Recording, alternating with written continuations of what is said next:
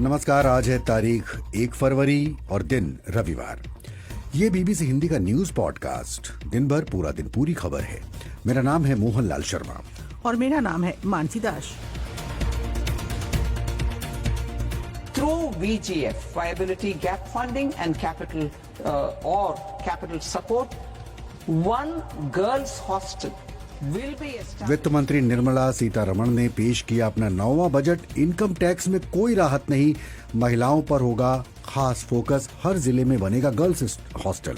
अर्थशास्त्री मिताली निकोरे के साथ करेंगे बजट के हर पहलू का विश्लेषण, समझेंगे कैसा है ये बजट और आखिर किसके लिए है ये budget.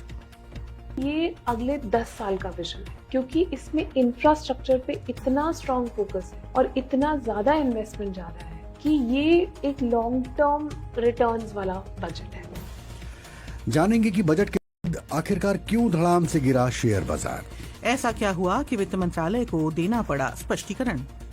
The only change made in STT is in the future and options. All the other STT rates remain the same. आज के इस स्पेशल पॉडकास्ट में होगी बजट पर विस्तार से चर्चा।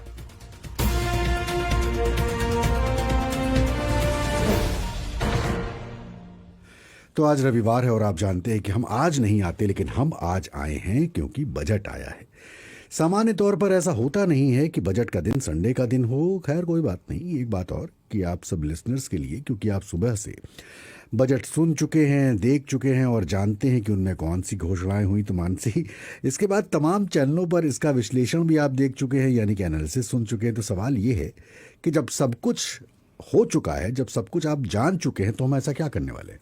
तो हम बजट के उन पहलुओं पर बात करने वाले हैं जिन पर चर्चा नहीं हुई और आपको बजट की बड़ी बातें यानी आंकड़ों के मायाजाल की बड़ी गुत्थी को आसान भाषा में समझाने की हम कोशिश करेंगे। और इसमें हमारा साथ देंगी वरिष्ठ अर्थशास्त्री मिताली निकोरे। तो मानसी, शुरू करते हैं सुबह से। वित्त मंत्री निर्मला सीतारमण ने आज अपना 9वां बजट पेश किया। तकरीबन 1.5 घंटे का उनका बजट भाषण था, जिसमें उन्होंने कहा कि सरकार का जोर औद्योगिक विकास को बढ़ाना है। इस बजट का विश्लेषण करेंगे, लेकिन सबसे पहले बात करते हैं इनकम टैक्स की, जिसका मध्य वर्ग को बेसब्री से इंतजार रहता है। और खासकर मुझे तो बहुत बेसब्री से इंतजार था। पिछले इनकम टैक्स स्लैब में कोई बदलाव नहीं किया गया है, यानी कि जो पिछले साल था वही इस साल रहेगा। और यहाँ पर बताना ज़रूरी है कि पिछले साल के हिसाब से 12 लाख रुपए तक की आमदनी पर अगर स्टैंडर्ड डिडक्शन 75,000 रुपये का जोड़ दें तो 12,75,000 तक की आपकी अगर आमदनी है तो कोई उस पर टैक्स नहीं लगेगा। In July 2024, I announced a comprehensive review of the Income Tax Act 1961. This was completed in a वित्त मंत्री ने कहा कि इनकम टैक्स कानून 2025 1 अप्रैल 2026 से प्रभावी होगा।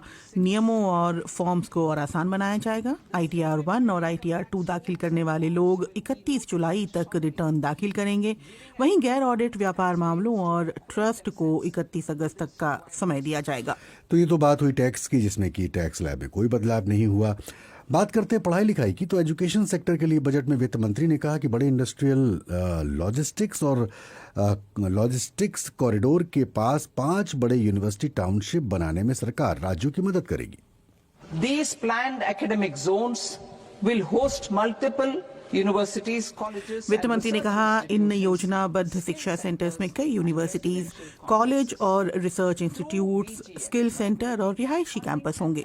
लड़कियां पढ़ाई में आगे आ सकें, इसके लिए वायबिलिटी गैप फंडिंग और आर्थिक मदद के जरिए हर जिले में एक गर्ल्स हॉस्टल बनाया जाएगा। तो मानसी, बजट की बड़ी बातों को समझने की अब हम यहाँ से शुरुआत करेंगे, लेकिन इससे पहले हम विस्तार से इसकी चर्चा करें। यहाँ पर हम पॉडकास्ट में शामिल करेंगे वरिष्ठ अर्थशास्त्री मिताली निकोरे को और उनसे हर पहलू को समझने की कोशिश करेंगे कि आम आदमी के लिए क्या है, एजुकेशन सेक्टर के लिए क्या है, महिलाओं के लिए क्या है और इसके हाई पॉइंट्स और लो पॉइंट्स क्या रहे। और उनसे बात कर रही हैं बीबीसी संवाददाता प्रेरणा। चीज़ होती है कि हर साल जब हम बजट देखते हैं तो हमें लगता है कि कुछ ऐसा वाव फैक्टर होना चाहिए, मतलब कोई ऐसा हेडलाइन ग्रैबिंग चीज़ या फिर कोई ऐसी चीज़ जो हमें मतलब वो बजट यादगार बना दे। जैसे लास्ट ईयर का बजट तो ऑफ कोर्स कोई नहीं बोल सकता था कि 12 लाख तक कोई टैक्स नहीं होगा। लेकिन ऑफ कोर्स हर साल का बजट वैसा नहीं हो सकता। इस साल का बजट मैं इसे एक लॉन्ग टर्म बजट की तरह देख रही हूँ, एक लॉन्ग टर्म ग्रोथ एजेंडा की तरह देख रही हूँ कि इस साल क्या हो रहा है कि बहुत सारे टर्मोइल हैं बाहर की मार्केट्स में, बाहर के ग्लोबल इकोनॉमी में बहुत कुछ हो रहा है। तो इस सिचुएशन में जब आपको एक बजट लाना है, आपको फिस्कल कंसोलिडेशन भी करना है, आपको ग्रोथ को भी सेफगार्ड करना है, आपको जॉब्स भी क्रिएट करनी है, आपको एआई का भी यूज़ करना है और साथ में आपको टैरिफ्स का भी देखना है। तो ये इतने सारे कंसिडरेशंस हैं कि मुझे डेफिनेटली ये लगता है कि इस सिचुएशन में एक बैलेंसिंग एक्ट और लॉन्ग टर्म रिफॉर्म एजेंडा ज़रूर हमारे सामने आया है। भारत को हम युवा देश कहते हैं। लगभग 65% आबादी जो है वो 35 साल से कम उम्र के लोगों की है। ये उम्र के जो वर्ग के लोग हैं, इनके एस्पिरेशंस ज़्यादातर जुड़े होते हैं शिक्षा, रोजगार, इनके मुद्दे और तो इसको ध्यान में रखते हुए क्या कोई ऐसी घोषणा हुई, क्या एक बोले राहत महसूस होगी? इस बार ये कहा जा रहा है कि ये युवाओं का बजट है ना। शुरू से हम लोग देख रहे हैं सारी हेडलाइंस में कि ये एक युवा शक्ति को आगे बढ़ाने का बजट है, ये हमें कहा जा रहा है। तो इसका रियलिटी क्या है, इसका ट्रूथ क्या है? तो कुछ चीज़ें मैं कहूँगी कि डेफिनेटली युवाओं के लिए की गई है। सबसे पहले तो मैं कहूँगी कि जो ये पूरा पुश है एआई की तरफ, ये युवाओं की प्रोडक्टिविटी, लेबर प्रोडक्टिविटी बढ़ाने के लिए एक बहुत ही अच्छा तरीका है, क्योंकि एक प्रैक्टिकल एप्लीकेशन कहा जा सकता है ऐसे कि कोई डर नहीं रहा है, एआई कोई जॉब्स नहीं लेके जा रहा है, एआई कोई डरने वाली चीज़ नहीं है, बट आप उसे यूज़ करिए और आप उससे अपना एम्प्लॉयबिलिटी बढ़ाइए, आप उससे अपनी एफिशिएंसी बढ़ाइए। तो ये डेफिनेटली एरिया है। दूसरा मैं कहूँगी कि अगर हम ये 10,000 करोड़ का एमएसएमई फंड देखें तो ये भी एक बहुत ही अच्छा अनाउंसमेंट है युवाओं के लिए, क्योंकि अगर कोई भी युवा एंटरप्रेन्योर बनना चाहते हैं, स्टार्टअप्स में आना चाहते हैं और एमएसएमई में इनोवेशन लाना चाहते हैं, लेट्स से कि आप सेकंड जनरेशन एंटरप्रेन्योर हैं, फर्स्ट नहीं, और काफ़ी हमारे देश में माइक्रो और स्मॉल एंटरप्रेन्योर्स सेकंड जनरेशन ही होते हैं, तो उनके लिए अब ये एक फंड अवेलेबल हो गया है कि अगर आप कोई स्केल अप करना चाहते हैं तो वो है। और तीसरा है खेलो इंडिया मिशन। अब सबको लग रहा है क्या ये स्पोर्ट्स के ऊपर इतना फोकस क्यों, लेकिन युवाओं के लिए ये एक्चुअली बहुत अच्छा अपॉर्चुनिटी है, एम्प्लॉयमेंट के लिए भी और अपना हेल्थ पर बेटर करने के लिए भी, कि आप स्पोर्ट्स में आए, स्पोर्ट्स पर्सन बने। एटलीस्ट कुछ एज तक आप स्पोर्ट्स पर्सन रह सकते हैं, टिल यू आर 25, 26 आप उस एरिया में काम कर सकते हैं और फिर उसके बाद आप वापस वर्कफोर्स में आ सकते हैं, डिफरेंट तरह का काम कर सकते हैं, कॉर्पोरेट सेक्टर में आ सकते हैं, बिजनेस कर सकते हैं। लेकिन अगर आप एक स्पोर्ट्स पर्सन हैं तो आपका एक डिफरेंट मैं कहूँगी डिफरेंट डिसिप्लिन होता है, डिफरेंट नज़रिया होता है ज़िंदगी का। एंड ये एक बहुत इंटरेस्टिंग मेरे हिसाब से गवर्नमेंट की तरफ से अनाउंसमेंट है कि हम स्पोर्ट्स को एक बहुत बड़ा फोकस देना चाहते हैं और बिल्कुल फ्रंट एंड सेंटर लाना चाहते हैं। इसी से सवाल निकलते हैं मेरे, जो एक तो मैं जब देख रही थी बजट का तो एक मुझे समझ में आया कि कहा जा रहा था कि इस बजट के बाद विदेश में पढ़ाई सस्ती हो सकती है, और दूसरी चीज़ ऑरेंज इकोनॉमी की बात की गई है। हाँ। ये 2 पॉइंटर्स अगर आप अच्छे से समझा पाएं। बिल्कुल, आई थिंक ऑरेंज इकोनॉमी मुझे बहुत इंटरेस्टिंग लगा, क्योंकि इसमें ये देखा जा रहा है कि हमारे देश के कितने युवा कंटेंट क्रिएटर्स हैं। देखा जाए तो हम सभी कंटेंट क्रिएटर्स हैं। बिल्कुल। तो यहाँ पे ये देखा जा रहा है कि ठीक है, इंडिया में टियर 2, टियर 3, टियर 4 सिटीज़ में नियरली 60-70% जो युवा हैं वो इंस्टाग्राम पे या फिर सोशल मीडिया के डिफरेंट पेजेस पर एक्टिव हैं और वो पोस्ट करते हैं और वो अपना कंटेंट बनाते हैं, चाहे वो उसे मोनेटाइज कर पाए या नहीं। अब इस सेक्टर को भी बढ़ाने की ज़रूरत है, क्योंकि इस एरिया में भी बहुत ग्रोथ है और हाइपर लोकल मार्केटिंग जिसे कहा जाता है, मतलब कंटेंट क्रिएटर्स का बिग रेवेन्यू कहाँ से आता है? मार्केटिंग से आता है, एडवर्टाइजिंग से आता है। और कंटेंट क्रिएटर्स ने एक तरह से ट्रेडिशनल एडवर्टाइजिंग इंडस्ट्री को पूरी तरह से शेप करके रखा हुआ। तो अगर हम इस कंटेंट क्रिएशन को और ज़्यादा बढ़ावा दें और ज़्यादा फिलिप दें तो हाइपर लोकल मार्केटिंग में भी भारत आगे बढ़ सकता है, और ऐसी मार्केटिंग जो उसी शहर में उसी शहर के प्रोडक्ट्स के लिए करी जाए। आज तो आप ग्लोबल प्रोडक्ट्स के लिए इन फोरम्स पे, इन प्लेटफॉर्म्स पे मार्केटिंग करते हैं, लेकिन आप लोकल प्रोडक्ट्स के लिए भी कर सकते हैं। तो यही एक आई थिंक सोच के साथ इस ऑरेंज इकोनॉमी को एक फिलिप दिया गया है और ये कहा गया है कि आप हाई स्कूल में ही कंटेंट क्रिएशन के बारे में सोचिए, आप कर सकते हैं। अगेन मेरे हिसाब से हम अब उस दुनिया में ही नहीं हैं कि आपके पूरी ज़िंदगी में आपका एक करियर होगा। हो सकता है कि आप एक करियर स्टार्ट करें, आपका 5-6 साल का स्पोर्ट्स पर्सन का करियर है या आपका 5-6 साल का कंटेंट क्रिएशन का करियर है, आप उसको बहुत आगे तक ले गए, फिर आप उसी के बेसिस पर आपने कोई और बिजनेस स्टार्ट कर लिया या आपने ट्रेनिंग एकेडमी खोल ली कंटेंट क्रिएशन की ही या स्पोर्ट्स की ही। तो इन सब एरियाज में एक्चुअली पोटेंशियल बहुत है, लेकिन ये पूरी तरह से अभी अनएक्सप्लोर्ड है और एक तरह से आई थिंक बजट ने इनको लेजिटिमाइज भी किया है।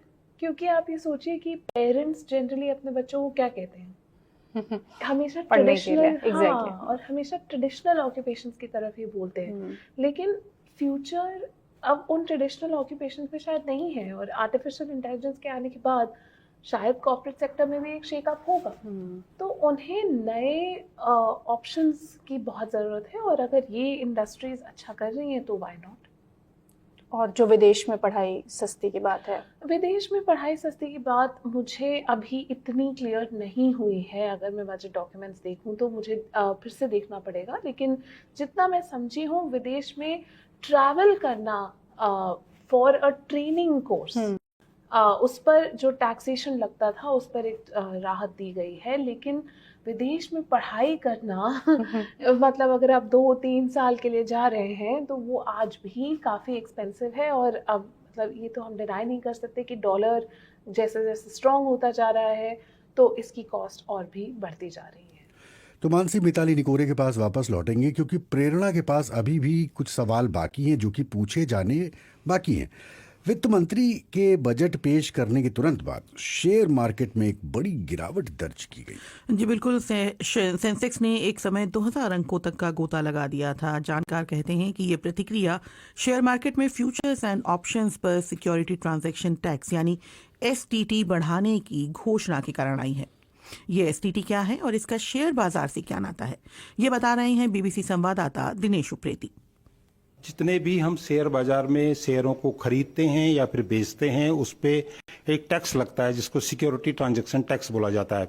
सरकार ने क्या है कि वायदा कारोबार यानी फ्यूचर एंड ऑप्शन में जो सिक्योरिटी ट्रांजैक्शन टैक्स लगता था यानी इनकी खरीद पे और फिर इनकी बिक्री पे, दोनों पे, इससे कोई मतलब नहीं है कि आपको उस सौदे में फायदा हुआ है या नुकसान हुआ है। आप जब भी शेयर खरीदेंगे और जब भी वो बेचेंगे तब आपको इसका ट्रांजैक्शन टैक्स देना होगा।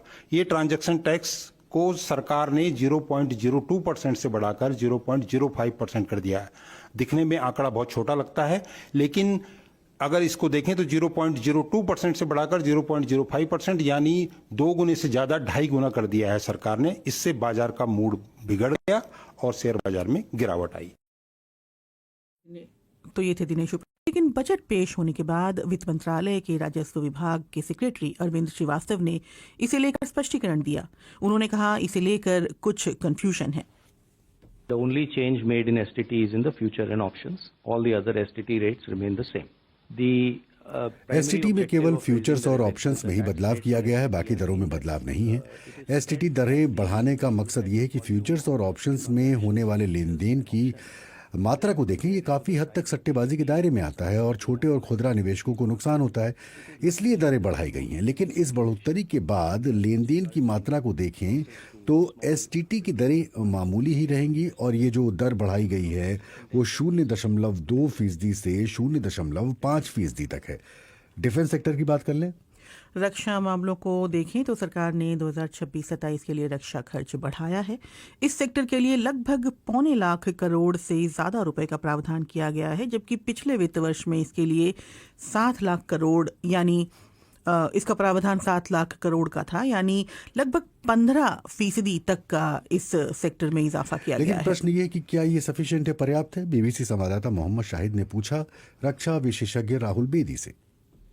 15% का जो इंक्रीज है वो तो एक तो इन्फ्लेशन से न्यूट्रलाइज हो जाता है और दूसरा सबसे बड़ी चीज है कि जो रुपी है वो बहुत कमजोर हो गया है, 92-93 रुपए का हो गया है और लास्ट ईयर तो 90 के नीचे था। तो इसका तो 15% ओवर लास्ट ईयर का तो कोई महीने नहीं होते क्योंकि तो फिर मोरलेस फ्लैट ही हो जाता है बजट। कोई खास दिखता नहीं है। लेकिन सर ऐसा माना जा रहा था कि ये जो ऑपरेशन सिंदूर वगैरह हुआ, उसके बाद ये मान के चल रहे थे कि बहुत कुछ हो सकता है। लगातार कई आर्मी जनरल जो हैं, सीडीएस जो हैं अपने, उन्होंने भी कहा कि अब आधुनिकता की ओर बढ़ेंगे और इन सब चीजों की ओर बढ़ेंगे। क्या इस लिहाज से क्या नजर आता है 15% से? मुझे तो इसमें कुछ ज्यादा प्रोग्रेस नहीं दिखती और मोरलेस ये मेरे अंदाजे में तो ये फ्लैट बजट ही है। और इसमें क्योंकि बहुत ये अगले एक साल में इन्होंने बहुत बड़े कॉन्ट्रैक्ट साइन करने हैं। एक तो 114 फाइटर एयरक्राफ्ट लेने हैं और एक ये सबमरीन कॉन्ट्रैक्ट भी साइन करना है जर्मनी के साथ 6 सबमरीन का। तो वो लगभग $10 बिलियन का कॉन्ट्रैक्ट है जर्मनी के साथ। और ये जो एयरक्राफ्ट का कॉन्ट्रैक्ट है ये इसका अंदाजा $30-35 बिलियन का है। ये किसके साथ है सर? अमेरिका के साथ? नहीं, अभी अभी ये तय हो रहा है। इसका ये मतलब नहीं है कि पूरा पैसा पूरी रकम देनी पड़ेगी, तो उसके लिए भी बजटिंग करनी पड़ेगी कि फिर नेगोशिएशन चालू होगी। एयरफोर्स ने इंडिकेशन दिया है कि 114 और रफेल लेंगे। तो जैसे मैंने पहले कहा कि ये तो नहीं मतलब कि पूरे 30-35 बिलियन डॉलर इसी साल देने पड़ेंगे, मगर उसकी कैलकुलेशन भी होगी और उसके लिए रिजर्व भी करना पड़ेगा पैसा। और ये मैंने बजट के फिगर से देखे नहीं, मगर कैपिटल एक्सपेंडिचर और रेवेन्यू एक्सपेंडिचर में कितना फर्क है। कैपिटल एक्सपेंडिचर जो होता है वो नया असला लेने के लिए, नया इक्विपमेंट लेने के लिए होता है, और एक्सपेंडिचर होता है जो खर्चे में इस्तेमाल होता है, जैसे पेट्रोल है या बारूद है या खाना पीना है या ट्रांसपोर्टेशन है। हाँ, वही जो कैपिटल आउटले जिसे कहते हैं सर, वो उसमें 21.84% है। यानी पहले 1.80 लाख करोड़ था, अब 2.19 लाख करोड़ है, यानी कि बहुत ज्यादा, बहुत थोड़ा फर्क पड़ा है। और अगर 21% है तो इसका मतलब लगभग 80% तो है वो रेवेन्यू एक्सपेंडिचर में चला गया, तो उस पे सैलरीज अलाउंसेस इस्तेमाल हो जाता है। तो 20% कैपिटल एक्सपेंडिचर तो बहुत कम है। अगर हमने अपनी मॉडर्नाइजेशन करनी है ऑपरेशन सिंदूर के बाद, तो 21% जो आपने कहा आंकड़ा दिया, वो तो बहुत कम है। फौज की उम्मीद ज्यादा थी। वो उम्मीद किस लिहाज से लगाए बैठे थे कि पैसा किस लिहाज में बढ़ना चाहिए ताकि उनको मदद मिल सके? देखिए, ये पिछले जब से ऑपरेशन सिंदूर हुआ है, गवर्नमेंट ने बहुत बार पब्लिक स्टेटमेंट्स दिए हैं, सीडीएस ने भी दिए हैं, राजनाथ सिंह जी ने भी दिए हैं, प्राइम मिनिस्टर मोदी ने भी दिए हैं कि हम एडवांस करेंगे, हम अपनी आत्मनिर्भरता करेंगे, हम मॉडर्नाइज करेंगे, टेक्नोलॉजिकली हम अपने आप को एडवांस करेंगे। तो उस सब चीजों के लिए पैसे की जरूरत है, और 21% में तो थोड़ा मुश्किल ही लग रहा है। तो रक्षा विशेषज्ञ राहुल बेरी बता रहे थे कि रक्षा बजट में किए गए 15% की बढ़ोतरी को वो कैसे देखते हैं। लेकिन मोहन, यहाँ ये जानना ज़रूरी है कि क्या बजट में सस्ता हुआ है और किस चीज़ को महंगा कर दिया गया है। तो मानसी, 2026 में केंद्रीय बजट जो पेश हुआ उसमें सरकार ने एक तरफ मैन्युफैक्चरिंग, एक्सपोर्ट और ग्रीन एनर्जी को राहत दी, तो दूसरी ओर जैसा कि हम सुन चुके हैं कि शेयर बाजार से जुड़े निवेश और कुछ गतिविधियों को महंगा कर दिया, जिसमें कि टैक्स की हमने थोड़ी देर पहले बात की। तो जो सस्ता हुआ है, सरकार ने कैंसर के इलाज में इस्तेमाल होने वाली 17 दवाइयों पर बेसिक कस्टम ड्यूटी घटा दी है, जिससे कि भारतीय बाजार में ये दवाएं सस्ती हो जाएंगी। इसके अलावा 7 जो दुर्लभ बीमारी हैं उनके इलाज के लिए जो विदेश से दवाई मंगाई जाती थी, उन पर भी सरकार ने ड्यूटी हटा दी है। यही नहीं, सरकार ने इलेक्ट्रिक व्हीकल, सोलर पैनल और ग्रीन एनर्जी उत्पादन से जुड़े जो कुछ इक्विपमेंट्स हैं उन पर भी ड्यूटी कम की है। और इसका सीधा असर जो है वो आम उपभोक्ताओं, मरीजों, निवेशकों और इंडस्ट्रियल सेक्टर पर पड़ेगा। अब महंगा की अगर मैं बात करूं तो जो फ्यूचर्स एंड ऑप्शन सेगमेंट्स में जो ट्रेडिंग है, जो हम बात कर रहे थे, उसमें बढ़ोतरी हुई है। पोटेशियम हाइड्रोक्साइड समेत कई मिनरल्स महंगे हो गए हैं, स्क्रैप महंगा हुआ है, शराब, सिगरेट और तेंदूपत्ता, ये कुछ आइटम्स हैं जो कि महंगे हो गए हैं। तो ये जो है सरकार का ये लेखा जोखा है। और अब ये जान लेते हैं कि बजट पर किस तरह की प्रतिक्रिया राजनीतिक पार्टियां दे रहे हैं। तो कांग्रेस अध्यक्ष मल्लिकार्जुन खड़गे ने ये कहा है कि बजट में कई अहम मुद्दों का जिक्र भी नहीं किया गया है। भारतीय अर्थव्यवस्था का मूल संकट ठहरी हुई वेतन, कमजोर उपभोक्ता मांग और निजी निवेश में सुस्ती, लेकिन बजट में उपभोक्ता मांग के फिर से गति देने का कोई विचार नहीं दिखता।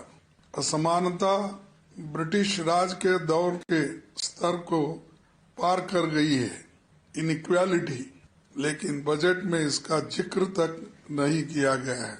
न ही SC, ST, OBC, अदर पिछड़े हुए लोगों के लिए, इकोनॉमिक EWS के लिए, अल्पसंख्यकों के लिए इसमें कुछ सहायता का प्रावधान उन्होंने नहीं बनाया।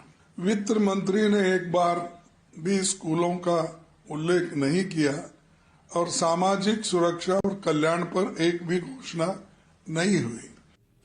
तो जाहिर सी बात है मानसी की अगर प्रतिक्रियाएं आती हैं तो विपक्ष हमेशा ये देखा गया है कि विपक्ष निशाना साधता है सरकार को बजट को लेकर, लेकिन जो सरकार है वो कहती है कि उसने बड़ा शानदार बजट पेश किया है। प्रधानमंत्री नरेंद्र मोदी को यहाँ सुनते हैं। ये बजट अपार अवसरों का राजमार्ग है, वर्तमान के सपनों को साकार करता है और भारत के उज्जवल भविष्य की नींव को सशक्त करता है। ये बजट 2047 के विकसित भारत की हमारी ऊंची उड़ान का मजबूत आधार है। साथियों, आज भारत जिस रिफॉर्म एक्सप्रेस पर सवार है, इस बजट से उसे नई ऊर्जा, नई गति मिलेगी। तो विपक्ष की बात सुनी, पक्ष की भी बात सुनी। इस बजट में हम ये मानते हैं कि बजट में देश के हर तबके के लिए कुछ न कुछ होता है। आधी आबादी यानी महिलाओं के लिए क्या है? तो महिलाओं की भी हम बात करेंगे और किस सेक्टर को, आम आदमी के लिए इसमें क्या है। ओवरऑल कुल मिलाकर अगर हम विश्लेषण करें तो एक बार हमें फिर से लौटना पड़ेगा मिताली निकोरे के पास, और जिसका हम जिक्र कर रहे थे कि अभी भी कुछ सवाल प्रेरणा के पास बाकी है, तो वो जरा सुने जाने की ज़रूरत है।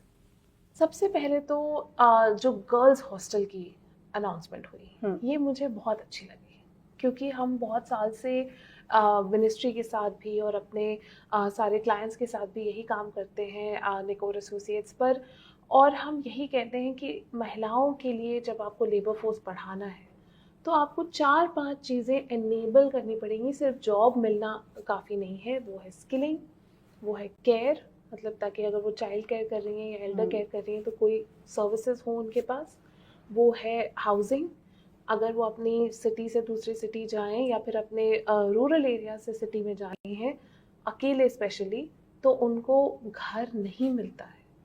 तो ये जो अफोर्डेबल हाउसिंग की बात है, और ये कहा गया है कि हर डिस्ट्रिक्ट में एटलीस्ट एक लड़कियों के लिए हॉस्टल होगा, ये बहुत ही ज़रूरी है। कोई भी लड़की या महिला अगर जा रही हैं स्किल ट्रेनिंग के लिए या एजुकेशन के लिए भी, तो भी वो ये हॉस्टल यूज़ कर सकती हैं। तो ये उनकी लेबर फोर्स पार्टिसिपेशन को एनेबल करने के लिए एक बहुत रियल इंफ्रास्ट्रक्चर बेस्ड सोल्यूशन है। और इसमें हमने ये भी देखा है कि इन्हीं हॉस्टल्स में क्रैशेस भी खुल सकते हैं, ताकि चाइल्ड केयर काम यहीं पे, क्रैशेस अगर उनके कोई बच्चे हैं जिनका वो ध्यान रख रही हैं तो वो वहाँ पर भी क्रैश में जा सकते हैं। शी मार्ट की बात की गई है, शी मार्ट की बात करी गई है। तो शी मार्ट जो है ये एक बहुत इंटरेस्टिंग आइडिया है, लेकिन इसे इम्प्लीमेंट करना मुझे लगता है थोड़ा डिफिकल्ट है। अभी क्या हो रहा है कि आपका सेल्फ हेल्प ग्रुप जो है बहुत स्ट्रांग है। नेशनल रूरल लाइवलीहुड मिशन पिछले 20 साल से चल रहा है और इंडिया में ऑलमोस्ट आपके 15 लाख women led SHGs हैं। Now, what is happening with that? In women led SHGs को मार्केट एक्सेस कराना बहुत ज़रूरी है, क्योंकि अभी भी ये एक लोकल लेवल पर ही अपनी सेल्स कर रहे हैं और मतलब मैक्सिमम टू मैक्सिमम वो अपना एग्रीगेशन करके फिर सिटी की ओर अपने प्रोडक्ट्स भेज देते हैं। अगर आप शी मार्ट सेटअप करते हैं तो शी मार्ट में फिर वो ला सकते हैं अपने प्रोडक्ट्स कहीं से भी, चाहे वो अपने विलेज से हो या फिर अपने सिटी बेस्ड SHG हो, और वहाँ पर उसे बेच सकते हैं। लेकिन क्यों मैं कह रही हूँ कि ये थोड़ा डिफ़िकल्ट है ऑपरेशनलाइज करना, क्योंकि आप ये शी मार्ट्स कहाँ बनाएंगे, कौन से शहरों में बनाएंगे, उन शहरों में विल दे बी एक्सेसिबल, मतलब जैसे अगर आप और मैं शॉपिंग करने जाते हैं तो क्या हम मोटिवेटेड होंगे कि हम शी मार्ट में जाके शॉपिंग करें? उसके लिए हमें उसकी क्वालिटी को भी एश्योर करना पड़ेगा और दूसरा है कि शी मार्ट से क्या हम एक्सपोर्ट्स भी एनेबल कर सकते हैं, क्योंकि ये भी एक बहुत बड़ा नया मार्केट खुल रहा है जैसे जैसे फ्री ट्रेड एग्रीमेंट्स बढ़ रहे हैं और हो रहे हैं। तो हम ये भी चाहते हैं कि महिलाएं ट्रेड में भी आएँ। और स्पेशली क्यों नहीं, मतलब इतना अच्छा क्वालिटी का सामान वो बनाती है। मुझे आज भी याद है कोविड के टाइम पर मेरी एक कॉन्वर्सेशन हो रही थी एक विमेन लेड एसएचजी से, और वो लोग ग्लव्स बना रहे थे क्योंकि कोविड के टाइम सारा एग्जैक्टली हाँ, मास्क एंड ग्लव्स लोग बना रहे थे, सब बना रहे थे। तो मैंने कहा कि आप बनाती हैं मैम, तो आप इसको एक्सपोर्ट भी करती हैं? कहती मेरा ये एक्सपोर्ट क्वालिटी का माल है, लेकिन मेरे पास टेस्टिंग का एक्सेस नहीं है, तो मैं अपने एक एग्रीगेटर को अपना सारा सामान बेच देती हूँ। वो मेरा सामान और 3-4 और एसएचजी से सामान लेके उसकी टेस्टिंग करा के फिर उसको एक्सपोर्ट करते हैं। और जब हमने डिफरेंस देखा प्राइस में, उनको अराउंड 40-50% अमाउंट मिल रहा था of what the aggregator was selling it outside. अब मैं ये नहीं कहती हूँ कि एग्रीगेटर बहुत पैसे बना रहे थे, बिकॉज ऑब्वियसली उनके कॉस्ट भी थे, टेस्टिंग के, लॉजिस्टिक्स के, हर चीज़ के, लेकिन ये अगर वो खुद कर पाती तो वो डिसाइड कर लेती कि वो मतलब कितना अफोर्ड कर सकती है, क्या नहीं कर सकती, अपना खुद का इकोनॉमिक्स करती, बट उनके पास ये ऑप्शन नहीं था। तो आज हमें ये चाहिए कि शी मार्ट अगर बनता है, जहाँ भी बनता है, वो मार्केट्स जो हमारी एग्जिस्टिंग मार्केट्स हैं और जो हमारी एग्जिस्टिंग कंजम्पशन सेंटर्स हैं उनके बीच में बने, दिल्ली में बने, मुंबई में बने, और मतलब जो बड़े शहर हैं उसमें भी बने, और टियर 2-3 में भी बने, लेकिन उसे ऐसे ना देखा जाए जैसे कि मतलब हाँ वो एक सेपरेट एरिया है, उसे बिल्कुल मार्केट के बीचों बीच होना चाहिए। सो कि India is a welfare state, तो इस दावे को मजबूत करते हुए कोई ठोस योजना या घोषणा जो आपको सुनाई दे इस बजट में? तो इस बजट में आई थिंक हमने इतना सोशल प्रोटेक्शन पर नया कुछ नहीं देखा है, लेकिन हम नंबर्स देख रहे थे। तो नंबर्स जो हमने देखे हैं, तो हमने ये देखा है कि जल जीवन मिशन में थोड़ा सा कम हुआ है, 5% रिडक्शन है, और अफोर्डेबल हाउसिंग स्कीम जो हमारी पीएम आवास योजना है उसमें अराउंड 10% रिडक्शन है। तो इस बारी हम इन दोनों स्कीम्स में थोड़ा कम देख रहे हैं, लेकिन इंफ्रास्ट्रक्चर में बहुत बड़े इंक्रीजेस हैं। इनके यहाँ पर हम देख रहे हैं कि जैसे डिफेंस सेक्टर में ऑलमोस्ट 15% का इंक्रीज हमने देखा, और रेन्यूएबल एनर्जी सेक्टर में हमने 5% का इंक्रीज देखा है। तो जो भी, और हमारे लॉजिस्टिक्स में भी हमने 5% का इंक्रीज देखा है। तो जो हमारे एमएसएमई, और एमएसएमई में भी ऑलमोस्ट 10-15% का इंक्रीज है। तो आई थिंक इस बार मैंने एक्चुअली यही एक्सपेक्ट किया था, क्योंकि जब हम इकोनॉमिक सिक्योरिटी की बात करते हैं जो इस बजट का सबसे बड़ा मुद्दा था, तो वो सिक्योरिटी लाने के लिए हमें डिफेंस में इन्वेस्ट करना ही है, हमें रेन्यूएबल एनर्जी में इन्वेस्ट करना ही है, ताकि हम ऑयल प्राइसेस पर, ऑयल इंपोर्ट्स पर ना डिपेंडेंट रहें, और हमें अपनी सप्लाई चेन्स को स्ट्रॉन्ग करना है। तो जब ये नया मिशन आया है रेयर अर्थ कॉरिडोर का, and semiconductor mission, electronics component का मिशन, टेक्सटाइल के पार्क्स, इन सब में इस बार हमने देखा है कि नए एलोकेशंस गए हैं, और वो कहीं से तो आएंगे। तो वो घटौती हमने आवास योजना और जल जीवन में देखी है। इस बजट में आपको क्या साइलेंट नजर आया? आपकी एक्सपेक्टेशन थी कि इस पर बात होनी चाहिए थी, इस पर कुछ अनाउंसमेंट होना चाहिए था, जो नहीं हुआ? रेन्यूएबल एनर्जी, मुझे लगता है कि उसके ऊपर स्पीच में भी डिस्कशन होना चाहिए था। ऑयल इंपोर्ट्स डाइवर्सिफिकेशन के ऊपर थोड़ा डिस्कशन होना चाहिए था कि हाँ, हम अपने ऑयल इंपोर्ट्स ऑफकोर्स आ रहे हैं अभी, लेकिन फ्यूचर में हमारा ये प्लान है कि हम सोलर पे ज़्यादा काम करेंगे या विंड पे ज़्यादा काम करेंगे, क्योंकि इससे हमारा एनर्जी इंडिपेंडेंस, एनर्जी की आत्मनिर्भरता, ये और ज़्यादा बाहर निकल कर आती। तो मैं डेफिनेटली चाहती हूँ कि इसके ऊपर थोड़ा और काम होना चाहिए था।